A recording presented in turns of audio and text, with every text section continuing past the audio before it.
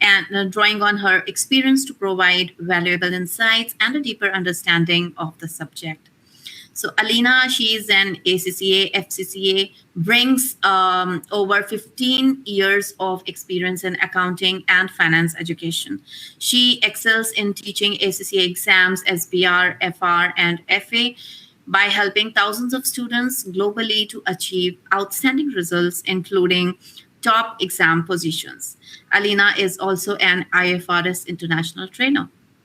So, beyond education, Alina serves as a business reporting consultant, advising businesses on financial and sustainability reporting, demonstrating her versatile experience in both the academic and corporate realms.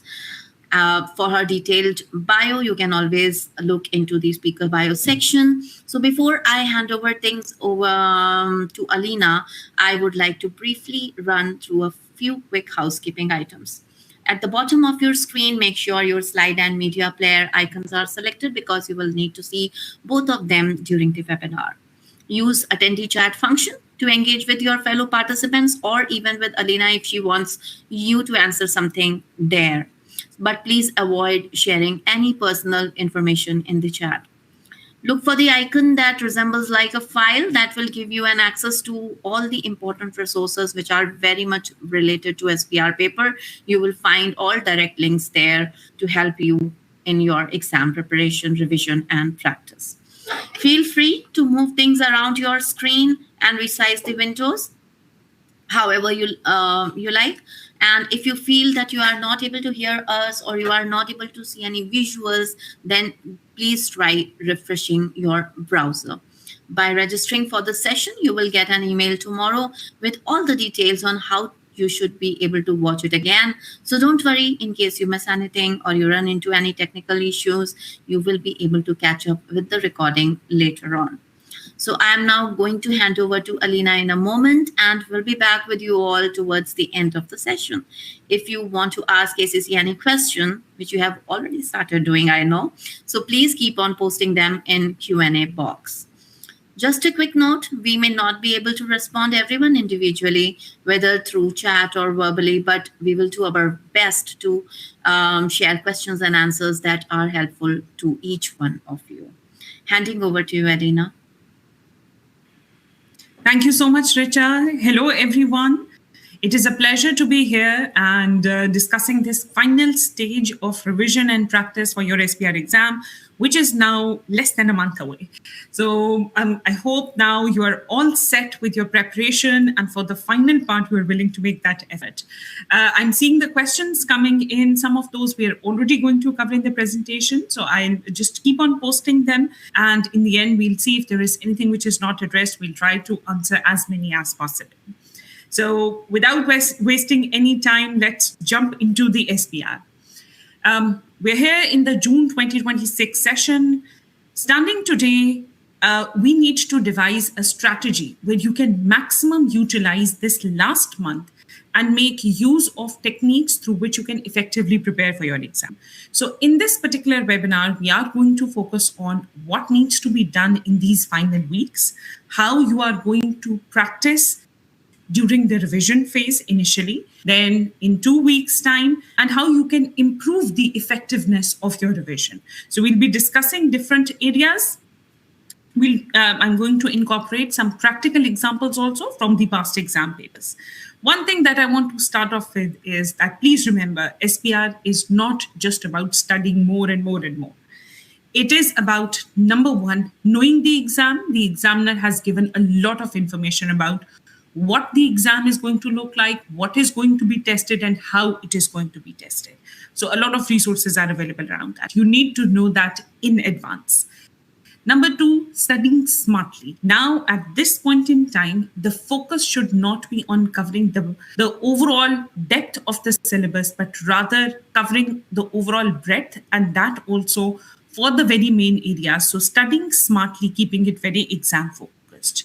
Now, practicing also very strategically how to bring the topics together that you're going to practice. And above all, this is a strategic professional level exam. So you need to think about it very professionally and see how you are going to answer your question. So the answering technique is also important. So starting off with the key examiner insights also, and the common pitfalls with a focus on what you need to do in the final weeks. Now, overall, if I talk about the SBR exam preparation, there are three major phases to it. Number one is actually understanding the technical knowledge of the standards that you must have started after your previous exam attempt. You must have started going through the standards. Then your phase number two is having a structured revision in which you can consolidate your understanding. And this keyword is very important, strengthening your recall. So understanding what you have studied, bringing it all together, and to be able to recall it as per the requirement of the question. And with that, you move into the third phase, which is the final practice and performance. In this phase, you need to develop your exam technique and overall professional application of how you are going to write your answers. So you need to identify today, technically, you should be completely done with phase number one by now. Ideally, you should be at the stage two and ready to move on into the phase three. Now, when we talk about this word structured revision, what do we actually mean by it? How can you do that revision? So, overall, for a structured revision, the main aim is that you should now be able to start linking the standards together. Now, when you start studying the standards, they are independent. You would study IS 19 separately, you would study sustainability reporting separately, you would study IFRS 2 share-based payments separately. But now at this stage, you need to learn to link that if the question is saying that as a result of a sustainability target, the directors are going to get some shares, how do you link the two things together? Or, for example, there was, let's say, a consolidation happening, a group accounting. One company has gone and acquired another, and they are offering a replacement share-based scheme. So consolidation techniques and share-based payments, how do they actually mix together? So at this stage, now you should not be thinking about the standards independently. You have moved forward, and in seeing a question, you should be able to link them up together. We'll see a practical example of this also later in my presentation. Then recognizing the common exam themes. Try to identify what are the topics which are normally tested together. And it's not about them getting tested together. Some accounting treatments are naturally linked to each other. So for example, if you're talking about IS 16, there are only two standards which talk about revaluation model. So if you are thinking about IS 16 and there is revaluation, then there is a chance that maybe if a damage has happened, there is going to be an impairment. Or if you have acquired an asset, there is going to be decommissioning of it, which means that you need to link it up to the provision which is there in IS 37. So common standards, link them up, identify the common themes. And I am saying that you need to do this now because in the exam, it should not be the first time that you're thinking about linking the standards in this way. This is something that you need to train your mind for, and that can be done through your revision and practice. Then comes the next phase, which is you need to improve your explanation skills. Something that I normally say in my teaching also, that, when you're writing your answer, think that you're the teacher and the marker is the student. So whatever you are writing, you need to explain that. You don't just tell an answer. You don't just say the impairment will be 300. You explain why impairment is going to be 300. Now, this why is your best friend in your exam. There are two best friends in your exam, your question and the word why, because your question is going to give you hints. It is there to support your thinking, to identify what are the possible issues. And then when you are explaining it, when you write every answer, think of this word. This word should come to your mind in my voice in your exam. Why? I've written this answer. Why? So explain everything, and that is the best way to gain marks. Then, to achieve all of this, you need to perform certain activities because knowing is one thing and applying is another. And that means you need to now start doing topic based question practice. So, from the past exam papers, and there is a lot of resources available. There's practice material available on the Education Hub also. Your notes that are available, they include practice. So overall, wherever you're talking about the question practice, you need to identify what are the common questions testing a particular area. Then you need to start doing timed paragraph writing. I remember once a student asked me that someone has told me that on average you need to write 25 or 30 words, and only then you can get 1 mark. That's not a rule. ACCA gives you marks for providing a valid argument. That's the criteria.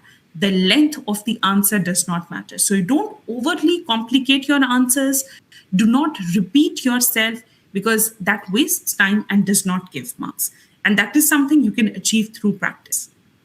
And then in the end, review the model answers to identify what are the key items that the examiner was looking for. You do not need to replicate model answers. They are beyond perfection, but they act as your guide to identify what the examiner was looking for and what have you written in it. So that is something you need to do at the revision phase. And then very importantly, build your issue-based revision notes. I'll come to this point with a practical example shortly. Then in your exam practice and performance, again, the overall aim is that you should be able to manage time, because if you know the content and you don't know how to manage time, that's a very detrimental effect in your final exam.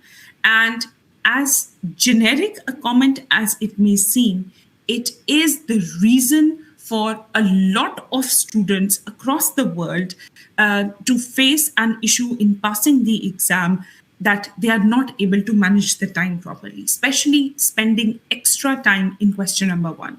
So time management is a very important skill, underrated by students, so I'm going to repeat that. But while you're doing your practice, you should start preparing yourself for time management. Then, second and most important thing is the requirement interpretation. Understanding what the examiner is asking for and writing the relevant answer, that is important. And that is also something which can be achieved through practice and performance only. And then planning your answers. Again, the aim is that all of these are your expectations in the final exam. But you need to do the revision and final practice in the same way. Because it's not like you're going to solve a question in a very good way, which has 15 minutes available in the exam. While doing your revision, you spend 35 minutes on it. That's not a like with like expectation. So plan accordingly so that when you reach the final exam, you're able to replicate that performance over there also. Lastly, focus on professional marks. There are 4 very important professional marks available in the SPR exam. Learn to write answers in a way that get you your professional marks also. And overall, all of this is going to build your exam stamina that is going to help you achieve your target in the final exam. So that should be your target. I need to achieve my exam stamina. And that includes everything from attempting, time management, identifying the verbs, planning the answer, and writing the final one also. And to achieve all of this, very important thing, you need to do full exam practice. Now you are at that stage where just solving individual parts of the questions, because they relate to a particular standard. So for example, a very common area that we see is that IS 19 employee benefits that is tested in one independent portion. Now is the time where if it is tested with a consolidation question, you need to learn to solve the whole question together. You need to time yourself and you need to attempt the mock exams. That is going to be your final practice before the actual exam. Then constructing the answer that is something that you need to practice. Just knowing the standard is not enough over here. And overall, you need to self-review and see the debriefs also to identify where you went wrong. You went wrong somewhere at this point.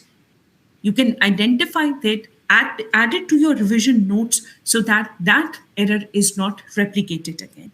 So overall, these should be your main strategies. These two slides, they are your main focus at this point in time.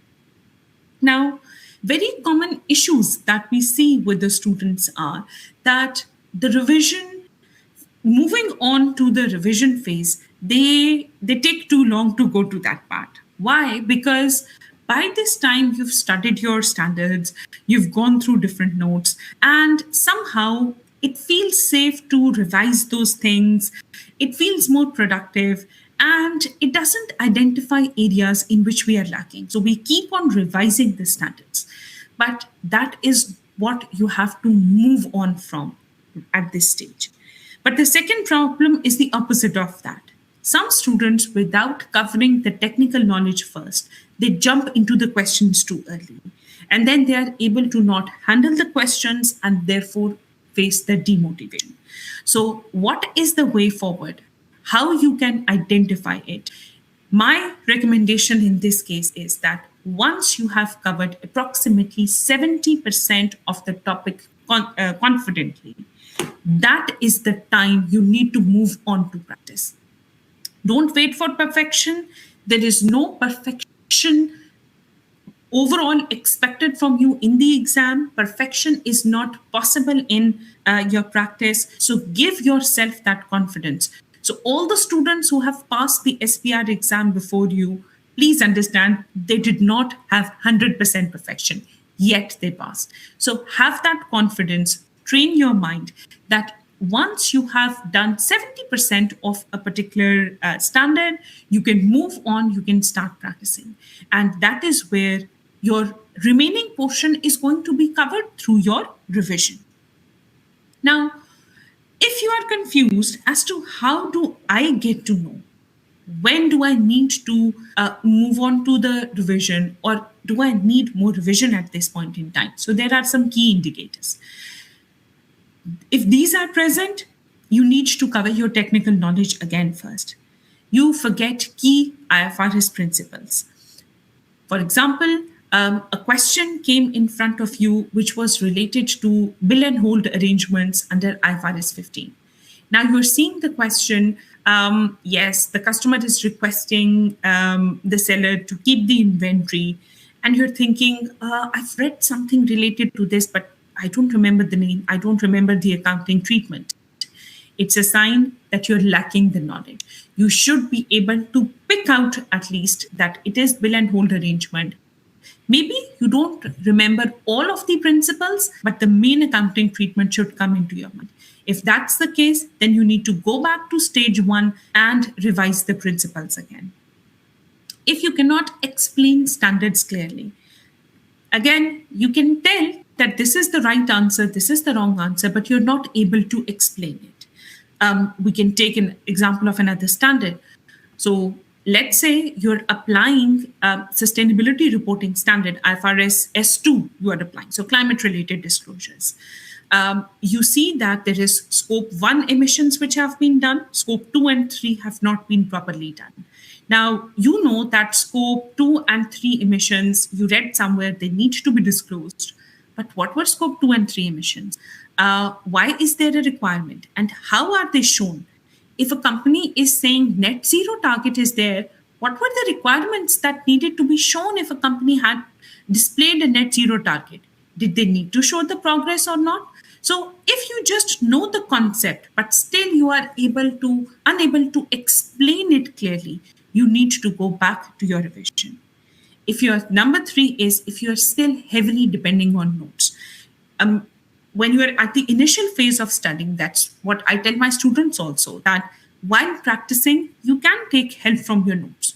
In the initial practice, it is not expected from you that you know all the standards. But the important thing is that if at the revision phase also you are still relying on them, you need to go back and cover the content properly. and you panic when the scenario changes slightly. We've seen in the past exam papers similar accounting treatment tested in different ways. ICE 19 comes in front of you in one question. Separate figures have been given for fair value of net assets and present value of defined benefit obligation. Another scenario comes in which net figures are given and you're unable to handle it. So again, assign, go back, revise, and you're trying to memorize answers without understanding them. That's not at all expected from you and not at all something that's going to get you marks in the exam. Now, if you are able to understand the standards and still struggling to apply them, again, go back. Solving the questions, you run out of time. You know the standards, but you run out of time. You need to identify where you are lacking. Maybe you're taking too much time in thinking, writing too much in technical theory. Again, this means now you need to focus more on practice. So over here, what we're seeing are the signs that you need more practice at this stage. Then missing the requirement verbs. SPR has a specific set of verbs. Only those are going to be tested.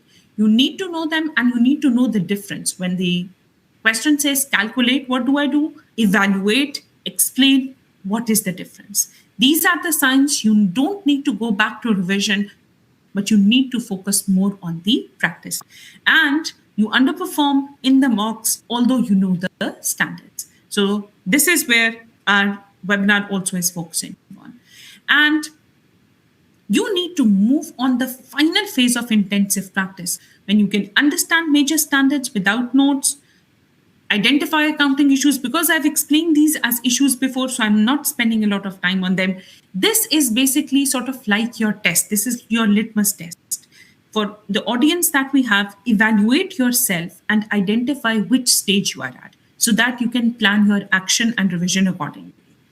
You can structure short technical discussions confidently, and you can complete topic questions reasonably well.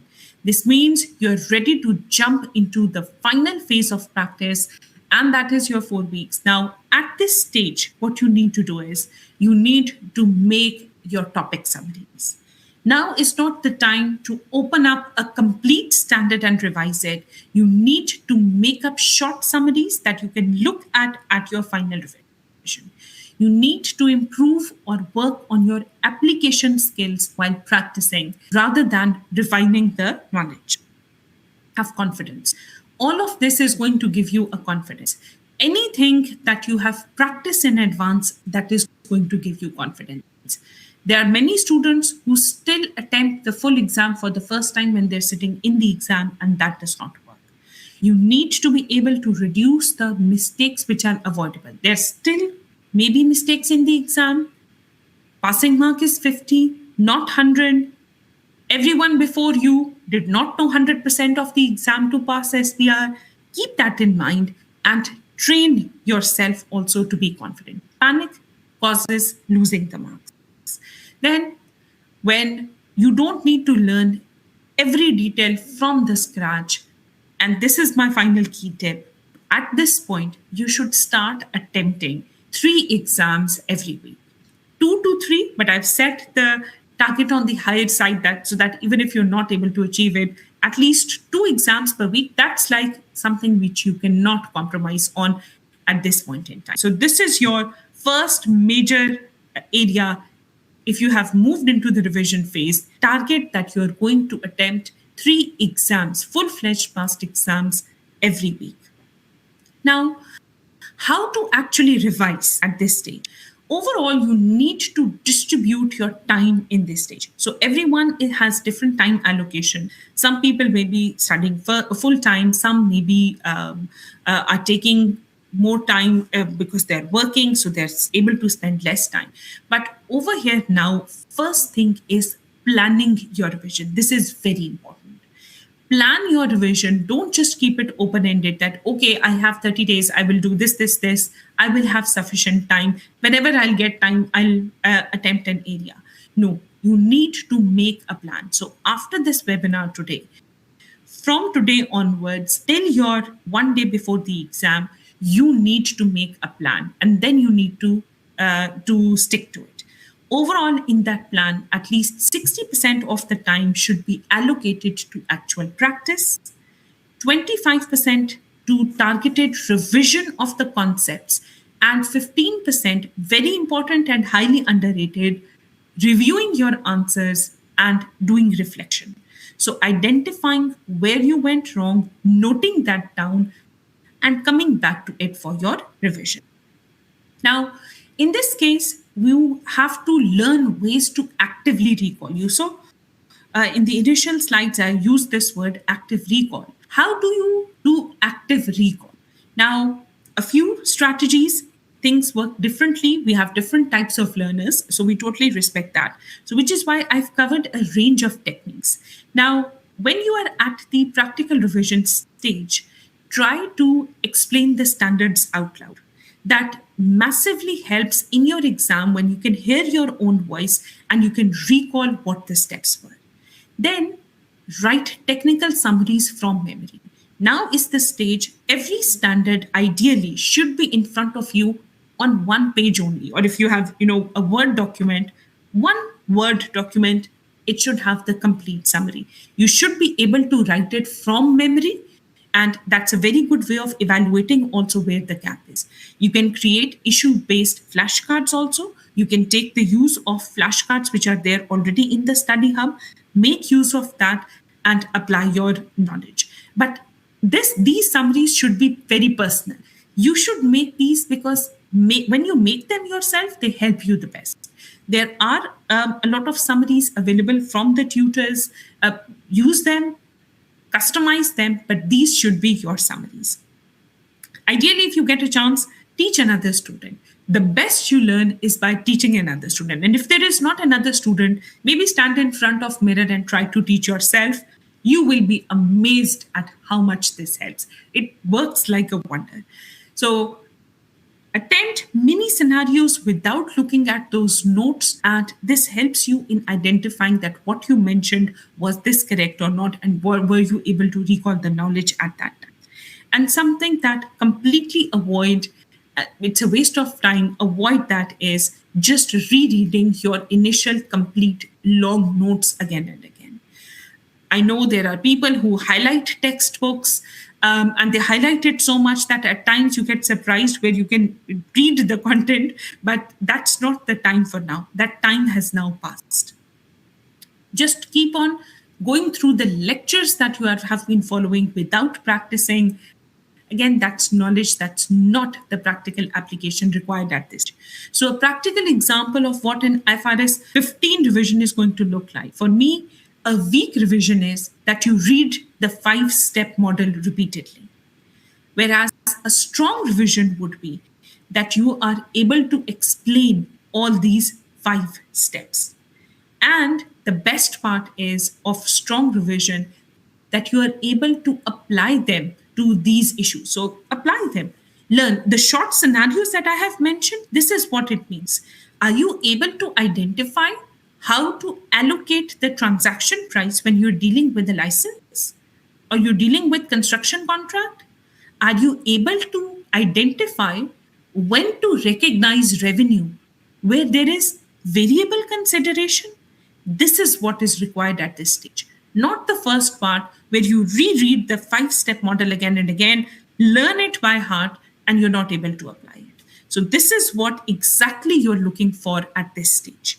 And again, identifying that if there is a principal versus agent issue, how do we identify that when revenue is going to be recognized, how it is going to be recognized?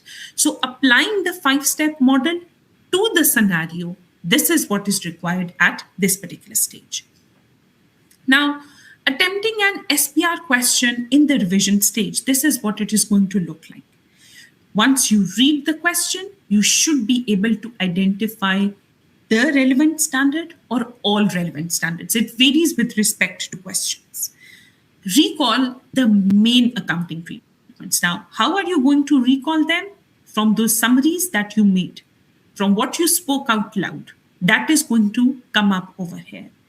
Identify the triggers. Remember, in every question of SPR, there are trigger words. So I call them trigger words. That's not like a standard term. But when I say your question is your best friend, because your question gives you prompts, it gives you hints. Remember, I say this every time, the examiner wants you to pass. So have that positivity and take all the help that is available. So identify those trigger words. I'll show you examples of it also. Then apply the relevant recognition criteria from the recall, apply the relevant measurement criteria from the recall, write them in a way that is required because you have practiced, and explain your presentation. Overall, give a final conclusion. This is what in a nutshell is how your exam, your full-fledged, if you have 35 minutes available for a question, this is what the 35 minutes should look like. Read the question, identify all the triggers, apply the relevant part of the scenario. The relevant is the key word. You write all about the standard that you know, you're not going to get marks. You're going to waste time. Markers are only going to give you marks for the relevant answer. So identify and just write that. I'll apply all of what I have mentioned. I've taken a relatively basic standard, which is there in FR also, for applying what I have just discussed. Now, I said that at this stage, you need to have a mind map available or one-page summary. I would say this is what, as a sample, I've just taken an extract of a sample, what it should look like for IS 40. Now, for IS 40, the keyword is, it is applicable on land and buildings held for rentals and capital appreciation. Then, in scope, I need to be able to identify what are investment properties, what are not investment properties. In the interest of time, I've made it even shorter over here. In one page, you can write in small bullet points what are investment properties, what are not investment properties. So, employee occupied property, it will come in which area. Then, you should know the recognition criteria, write it down. Small bits of measurement criteria. Initial measurement is cost plus transaction price. Purchase price plus any direct costs. Subsequent measurement is cost model, fair value model. What happens in cost model? Cost less accumulated depreciation less accumulated impairment. In fair value model, it is done at every year end. Gain or loss goes to P&L, no depreciation. And then IS 40 talks about ancillary services, to what extent should the ancillary services be for it to be classified under IS 40? Then, if there is a multi-purpose property which is being used and rented, how do we account for it? If a property has been let out to own subsidiary, how is it shown in individual accounts? How is it shown in group accounts? And when the transfer of a property takes place from, let's say, IS 40 to other standards, how it is accounted for? Other standards to IS 40, how does it look like? So, I haven't included the details of everything, but because the question that I'm going to apply this summary to, it's related to transfer of property, so I've added a few more points for it. You're going to write in your summary that you have to identify the date of transfer, how it is carried under previous model that makes a base for the new model, and how does the difference between cost revaluation and fair value model works. Now, this was the summary that I prepared when I was sitting at home for my final revision. I went to the exam and this question came up. This was question number 3 from the last published paper. Now, overall, this is the question. I'm not going to read through all of it. I know you have access to it. But over here, you can see what I was talking about, trigger words. Now, in this question, we started off the reading and we saw that they're talking about relocation of food production. Now, they want from existing factory to new premises. So I just read it, and maybe I can do some highlighting also. I'm sorry, at this point in time, I'm unable to highlight it, but I saw that it is moving to a new premises. Then they're looking to divide it into smaller parts. And this was the bonus trigger word, this part where it says leased out under operating leases. Now, in my criteria, when I studied it, I saw that IS 40 applies to land and building, which is held for rental and capital appreciation, and that includes operating lease. because operating lease we just account for as rental property. So from here, I get to know they had food production operations, IS 16. They are leasing it out, IS 40. Something is changing. Then there were some other informations also. It talked about the sale of a factory at existing value. Now, a non-current asset being sold, IFRS 5. Non-current assets held for sale and discontinued operations. Then it talked about funding and taking a loan and on that there was interest. Immediately, I think we're talking about a non-current asset, which takes a substantial period of time, funding, interest on that, borrowing cost, right? So IS 23. And lastly, it says owner-occupied property was under cost model, investment property under fair value model. This is where I say the examiner very innocently in the last line put something which is majorly going to impact your working. Now, in here, the first thing with respect to answers planning is identify the relevant standards. So in front of you, I identified IS 16, IS 40, IFRS 5 also, but I've kept it focused on one part. So IS 16, IS 40, and IS 23. How did I do it? It is mentioned on the slide. Now, I need to, under IS 16, what is the relevant part of the standard? Relevant part was identifying that IS 16, I need to calculate the carrying value at the date of transfer. Then, what happens at transfer under IS 40? Now, it does not matter how the building was first acquired, what was happening to it, what were the initial costs, was there a decommissioning cost? No, that's all irrelevant. Relevant part is value at the date of transfer, how to account for it under IS 40, and if further borrowing is being done, how do I apply the capitalization criteria to it? Now, overall, when you're structuring the answer, this is a key format that you keep in mind. What, the big why, and so. It is also called state, apply, and conclude. So for every standard that we have discussed, now you need to identify the relevant part of the standard. You apply it to the scenario and then you conclude. Now over here again, these points I have highlighted, you need to write them in your own words. There is absolutely no expectation to write the answer in the exact same way it has been written over here. But you see, it started off with identifying what an investment property is. So property held to earn rentals or for capital appreciation. Now your summary, revision summary being reiterated over here. Operating leases come under rental, it is applicable over here. So this first line was stating the relevant part of standard. The second line showed how you are applying it to the scenario. Then it is talking about change in use.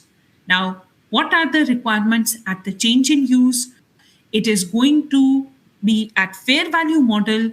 This is going to apply revaluation surplus. Now, a trick point in this question was the last innocent line that the building was previously under IS 16 at cost model, but under the fair value, under the IS 40, it was going to move to fair value model.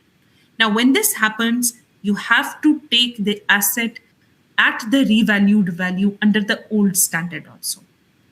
And you need to charge the revaluation, which is going to go to OCI. This was the main area testing. Rest was just calculation. Now that's the point. Recall, active recall is what was required at this point in time. If a student did not remember that, and that if there is fair value model under IS 40, then under IS 16, you need to first revalue the asset before transferring it to IS 40. The marks would be lost. If they keep it at cost model, they show the base cost at IS 40 under the cost model, the answer would be wrong, right? So that's the purpose of your summaries and an application of it to the question. You will have access to these slides also, so you can go through these later on also and see the keywords that I have highlighted, which showed how things are going to be recognized. And also this last line after other comprehensive income, which says that the revaluation, this revaluation gain is not going to be reclassified to profit or loss. Now, this is something which we have recently seen after the issue of IFRS 18, that in the answers, repeatedly, it is expected for you to tell where a particular gain or loss is going to go. In OCI, there are two sections now, recycled to P&L, not recycled to P&L. You should be able to identify that and mention that in your answer. Again, in your revision phase, in your summary, you should know exactly which gains are recycled to P&L, which items do not go to P&L, and apply this to the answer just like they have done over here. Now, we have discussed very major techniques. Now, moving from your transition from revision to practice, overall, this is what we have discussed. Do not think about standards in isolation. Tailor your response to scenario and build notes by issue. So this is what I wanted to highlight over here. I discussed this earlier. How do you build notes by issue? You revenue, manipulation, and the risks involved in it. Now, in case of revenue, you can identify what are all the possible issues that are there. Control and group structures. We've seen multiple times control being evaluated when we're talking about group structures. What are the ethical issues that come from directors? What are the issues with respect to measurement uncertainty? So not just thinking about one possible topic, but linking it to other implications like sustainability reporting. You have to link it to financial part. How does it impact IS 36? So linking of the issues and transferring them together, that is what is required. So overall, over here, I have included two examples of what was tested in the past exams. So you can see one question tested inventories, materiality, performance obligations, and deferred tax. The other one tested held for sale. This is the question that we just looked at, investment property, plant and equipment, borrowing costs, and impairment. So identify what standards are commonly tested together, make your notes accordingly, and practice them in the practice phase accordingly. Now, a very smart practicing cycle is attempt the question under pressure, then review the model answer carefully. This is what you have to identify. What were the missing points, weak explanations? Where did my structure go of time? And was I able to complete it in the time given? And this is where the standard solutions help you. Now, rewrite the key points for your future reference and come back to them. These are your lessons learned. Another mistake that the students make are that they practice, but they just keep moving on. They don't keep a log of what went wrong, and later on they forget. So this is where your traffic light approach is going to be. At this point, focus on question practice, work on your weak areas, but forget learning now any new standards. Now is the time for application. So overall, this is the approach for last 2 weeks. Full papers under timed conditions. You have mock exams, you have practice past exam papers, IFRS application to the scenario. Choose the best way you can recall, focus on your exam techniques, and review your marking scheme, all under timed basis. Now, a few common mistakes, because we know that there are going to be questions again about them. So to avoid them are, do not try to write the perfect answer. Please do not copy text from exhibit. There are absolutely no marks for that. Writing irrelevant answers and everything about the scenario, that does not get you marks. Study the standards in isolation. No, we've talked about it many times. Identify the verb, don't ignore it. And this one, I really want to emphasize, please do not skip preparing and attempting question number 3 and 4. They are very major parts.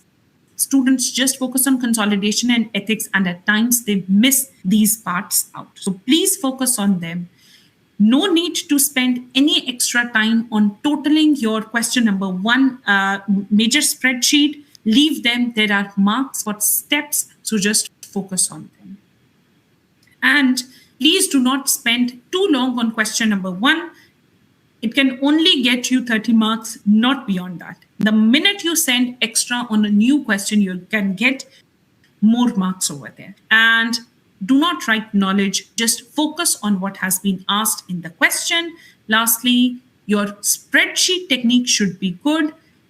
Give answers in individual tabs. Do not put everything in one cell, and do not overwrite the figures that are already there in the question. Now, things to do: how to manage time, convert 1 mark into 1.8 minutes, and remember, it is for reading, planning, and writing your answer. And do it on a parts-wise basis, not for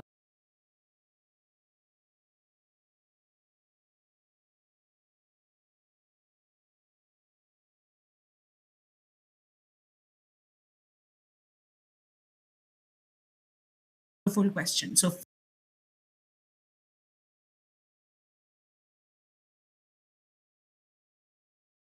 5 marks multiplied by 1.8, that's your time. Start with the question that you feel the strongest. There is absolutely no need to follow the sequence. And actually, it is recommended by the examiner that do not start with question number 1 because it is slightly complicated and at times students spend too much time on it. Plan your answer, use headings to structure your answers, and apply all the relevant parts to the scenario. Please show your workings clearly. Make the life of marker easier. Make it easier for them to give you marks. And please attempt all parts of the exam. Leaving any part is going to be trouble. And identification of word, I know it's a repetition, but I'm putting it everywhere so that you do not miss it out. Overall, in a question, grab easy marks first, which are the ones which are available straightforward in the question. Structure your answer properly, keep things relevant, shorter, well-aimed answer that's going to get you 1 mark. Make small paragraphs, avoid using bullet points, and one small paragraph should focus on one major area. No extra details required, and learn to breathe. Do not let the exam overwhelm you. Okay, you should be the one overwhelming the exam, not the other way around. Now, last part over here, strategizing, and then we'll move on to your questions, how to learn from your mistakes. And in that, this is something that I wanted to emphasize on, that reviewing your answers is very important. If you just attend them and do not review properly, that is where you're going to not make the full utilization of your marks. So this is the loop that you need to follow. Attempt a question, get it marked by someone or mark it yourself. Compare with standard solution, diagnose the gap, and keep a log of what you need to remember, so that when you attempt a similar question again, that should not be an issue. So you can be a marker yourself. Over here, there was a question from the past exam papers. There are 2 options for answering it. In the interest of time, I'm not taking your opinion and I'm telling you straightforward. So one student marked that IFRS 15 says revenue is recognized when obligations are satisfied. The other answer is saying upfront fee does not represent a separate performance obligation, and therefore it should be recognized over the period of time. Option B is going to get a mark. Option A is not going to get you a mark. Then again, over here, you can see this was the standard solution for this answer and how the examiner has answered it. Not a requirement. You can write answers in your own words. Similarly, another issue over here was with respect to ethics. And one student wrote, the financial controller lacks integrity. That's not going to get you a mark. This is what is going to get you a mark. Financial controller may be intentionally ignoring evidence, and that is what is creating self-interest threat because their bonus payments are at stake. So why is there? Not just telling lacks integrity, the why is what is going to get you a mark.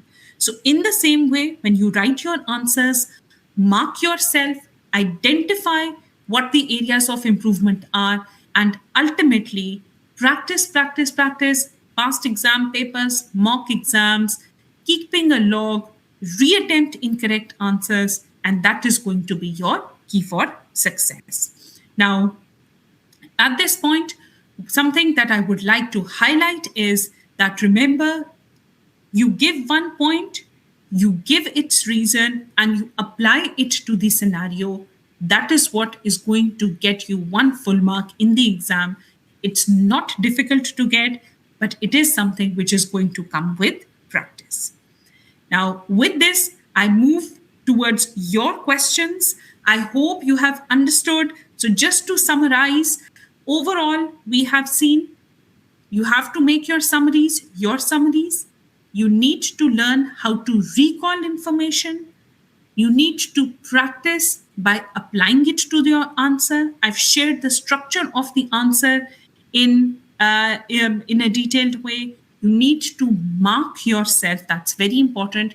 And then keep a log of your mistakes so that very quickly you can come back to it and identify what went wrong in the first place.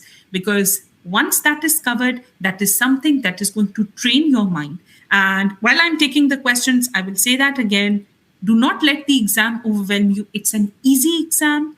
You know things in advance. Just prepare for what is going to be there in your exam. Okay, so I quickly move on to the questions. The first question we have over here is efficient exam practice or approach to manage the breath. So this is, I think we have covered it comprehensively now. This came before we started the session.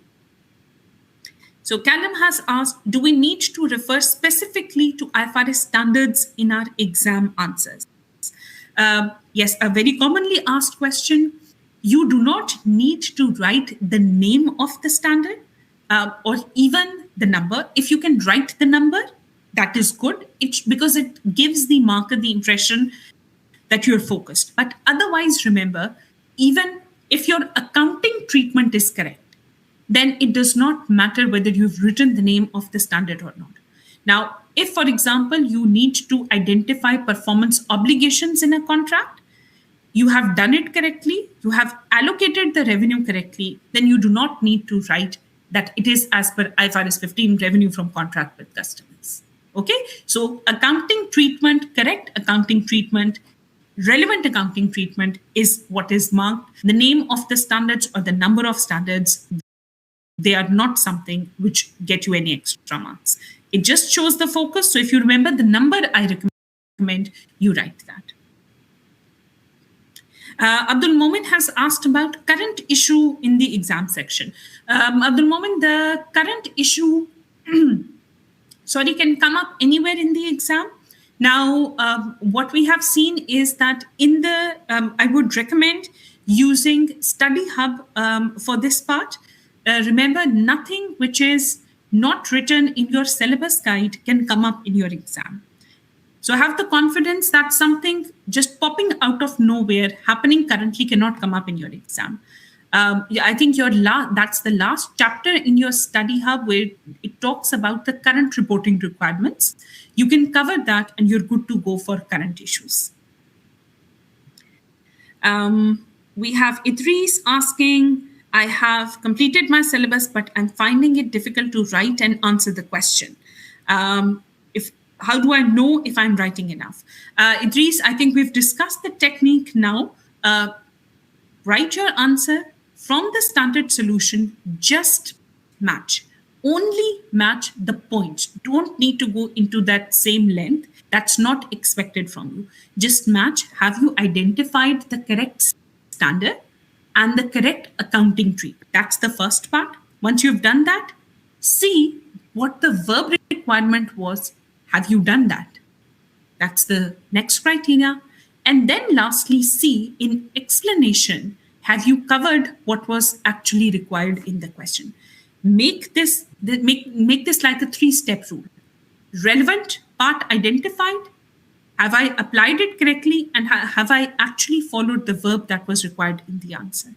Doing it repeatedly, you will start getting a sense. And I've shared examples of what can get a mark, what cannot get a mark. Apply that, and I think that will be helpful for you. Okay, so a very important question Annabelle has asked. I would like to ask if you can use short form like fair value to FV and goodwill to GW.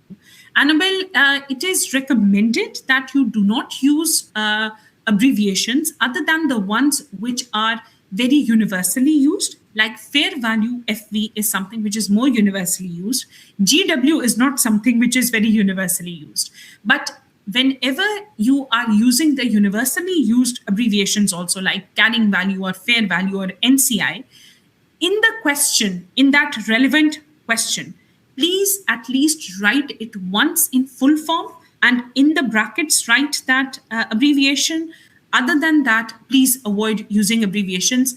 At times, it becomes very difficult for the markers to identify what the student is trying to say because they are using an abbreviation, which is not something very commonly known. So avoid it as much as possible would be my recommendation. Okay, so Annabelle has asked another question. I would like to ask if we have to use the term acquisition method instead of full consolidation method or both are acceptable. Annabelle, full consolidation method is not a technical term, so I would recommend acquisition method. Then Nelly has asked about how do I manage time? I'm struggling with this a lot. Nelly, this is going to come with practice. In your practice, start timing yourself. You will not get this in the first 10 questions, mark my words on that. But gradually, it will start improving. Time your parts. That's my next best recommendation. That don't follow it for the time for the whole question. Start timing the individual parts and you will get to know where you are struggling. You do this repeatedly in your practice and you will be able to gradually get better. This is going to take time, but you have 1 month. I think this is ample time for you to apply your knowledge now and you can achieve that. Shreya is asking, IFRS 18 and 19 tested for June attempt? Yes, Shreya, absolutely. They both are in the syllabus. They both have been tested since September and they're going to be there in June also.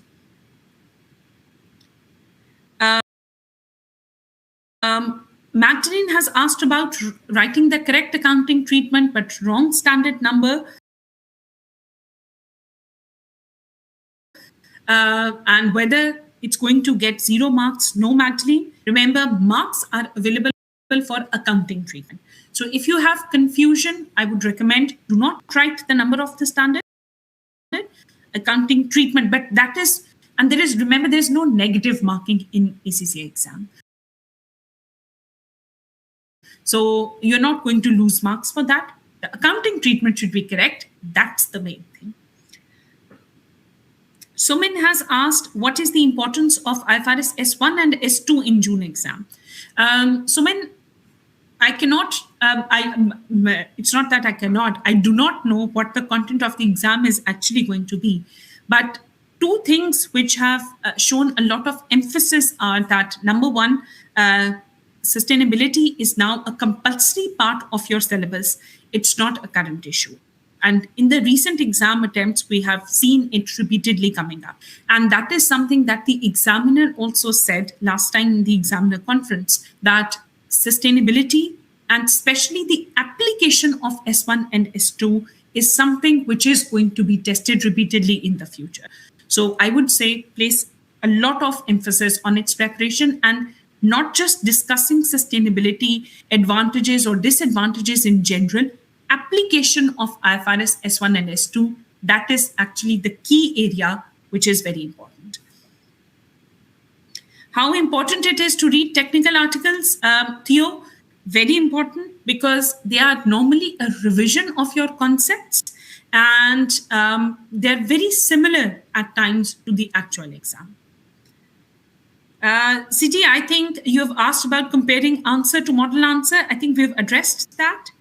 Richa, please switch your video on wherever you feel that we've addressed enough questions. Okay, so here you are. So it's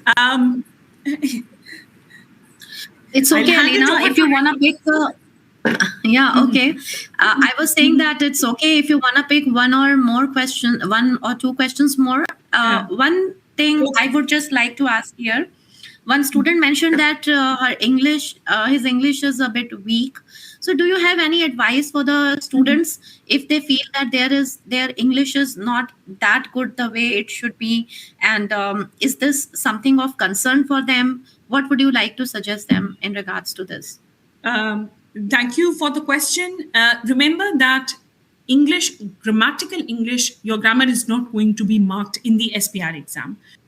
So please do not, number one, worry about it. The only thing is that you need to write your answers in a way that they are understandable by the marker.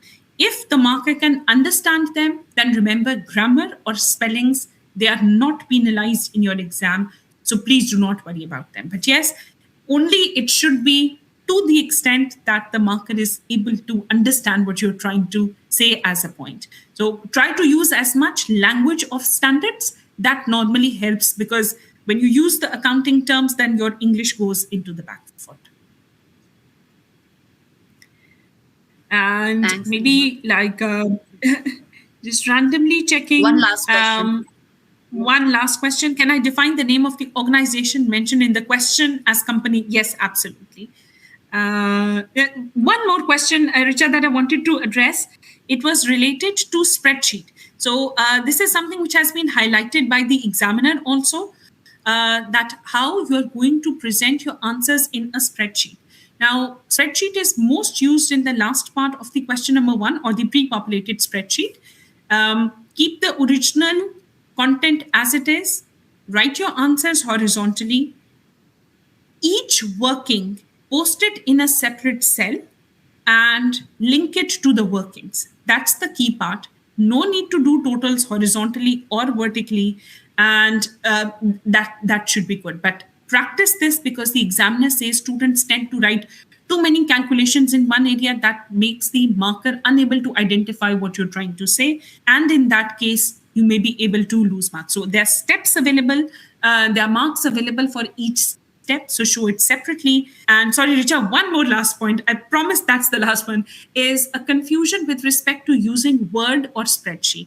Now, remember, markers are supposed to see both the Word and spreadsheet content. So whatever you write, they are going to read it. Don't worry about it. But what I personally recommend as a tutor is that if you're writing something, explaining something in Word, for which the calculation is in spreadsheet, just add a reference. And that will make it easier for the marker to mark. But you're free to use whichever mode you want to use. Over to you, Richa, now. Thank you. Thank you, Elena. Thank you so much. I believe students have found all this information quite very useful, especially when at the time when they are already preparing it and they are going to the revision and then going to the practice phase. And I can see that there have been a lot of good questions here. And I believe that the important ones we have been able to answer. Thank you for that.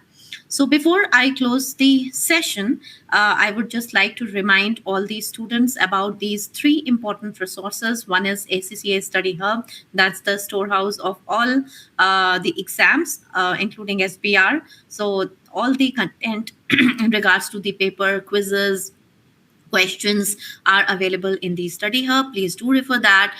You also need to refer to our ACCA Student Study Resources YouTube channel that contains all the debriefs of the upcoming mocks that is going to come next week. And also it includes all the important videos, including topic explainers, etc. and many other important ones, also including on-demand webinars too. And the last is here, ACCA Practice Platform. We keep on talking about past exams. Our examiners' reports are also based on past exams. So all the past exams are available on the Practice Platform, the recent years ones. And practice exams and the mock is also live now. It has gone live today. So do go to your Practice Platform, do check the mocks and start practicing them. Don't wait for the last day for this. Okay, with this, I would like to extend my thanks to everyone who has joined us today, and also to Alina. Don't forget that you can always watch the recording of this webinar using the same registration link, or you will be getting one email tomorrow, which will be suggesting you how you can watch the recording again. And also refer to the resource section of the webinar. There you will find all the important links which are very much related to SPR exam preparation, revision, and practice. So with this, Yes, and my special shout out to the team who is working behind the scenes to help make this session run smoothly. Thank you, everyone. Wish you all the best for your exams. Thank you